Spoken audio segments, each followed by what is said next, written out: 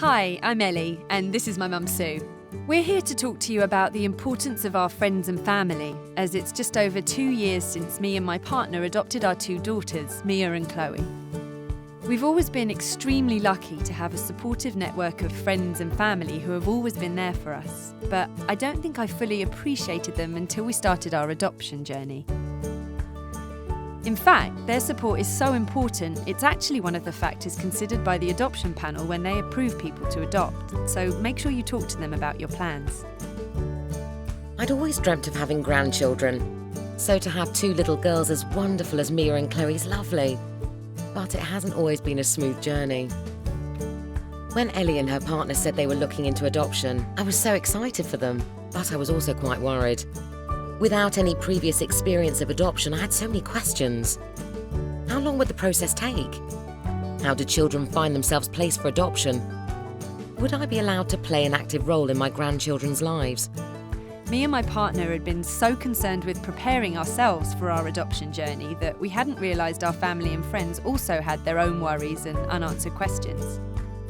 So we found the most useful way to help them was to arrange a meet-up where our close family and friends met with another adoptive family from our agency. It really helped my mum to speak to other people who had gone through the process themselves and ask any questions or voice any worries she had. Adopting became such an important part of our lives that when it came to speaking to the adoption agency, I was anxious. I didn't want to ruin Ellie's hopes of becoming a mum by saying the wrong thing. But as soon as we started speaking to the social workers, I realised they were just making sure I was supportive, and that when the time came, I would be able to be a supportive grandmother.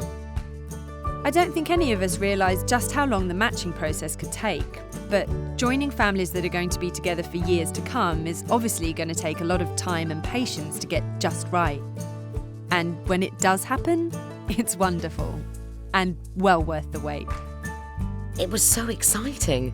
All I wanted to do was come round and meet our new family, but the family needed time to bond as a unit, and for a short period that meant letting the 4 of them be together without any distractions from family and friends. So instead, I got the lovely job of looking after their 2 rather excitable dogs while things settled. Oh, lucky me. You definitely drew the short straw there, Mum. Sorry. Although we chose not to introduce our children to our family and friends for a few weeks, the help we received was amazing, whether it was looking after our dogs, picking up our food shop, or even dropping meals round so we didn't have to cook. Sometimes it's easy to forget how bringing a child into your life also affects your family and friends, especially when that child may have had a traumatic experience beforehand. Just little things like your friends turning up unexpectedly at your house can be stressful for an adoptive child who's trying to settle into their new surroundings. So it's important you guide your friends and family in the right direction so they too can prepare themselves, even if it's just an hour reading about attachment or about the issues for children today or brushing up on their own skills. There are so many ways to help your loved ones. I know I found the Children Who Wait document especially helpful. And after speaking to other adoptive grandparents about therapeutic parenting, I soon realised my experience as a parent would be completely different to my daughter's. So saying, well, we used to do it this way, wouldn't be very reassuring to her. You were certainly a lot more prepared for parenthood than I was 34 years ago. Oh, I don't know. You didn't do too badly, Mum. Adoptive children can have complex needs and all will have been through some kind of emotional trauma. Their experience of childhood will have been completely different to the one we may have experienced as children. So the expectations we have as adoptive parents will probably be a little different to our friends and family's children. Maybe with a lesser focus on academic success and instead more centred on how they're interacting with the people around them. Not only do they have a new family, new school friends and social workers in their lives, they also have the family they left behind, who will always be a big part of them, whether the memories they have of them are good or bad. Every child is different, and some children may still have some contact with their birth family after they've been adopted. This can sometimes be tough for family and friends to understand and sympathise with.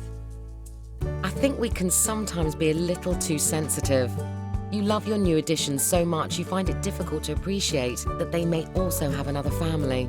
But it's important to understand that contact with the birth family will only have been kept because it's the best for that particular child. It's a sensitive situation, so friends and family will need to be sympathetic and understanding if they find themselves in a situation where an adoptive child talks to them about their birth family unexpectedly. Family life can be tough, and not just for the child. Sometimes I just needed a shoulder to cry on, whether this meant going out for a walk with my sister or grabbing a drink after work with a friend. It's important to remember, none of us are on our own. If you're having problems and don't know who to speak to, your adoption agency will be able to help. They will be with you throughout your journey and beyond, and there to support you if you need it. But the love and support from friends and family is so very special.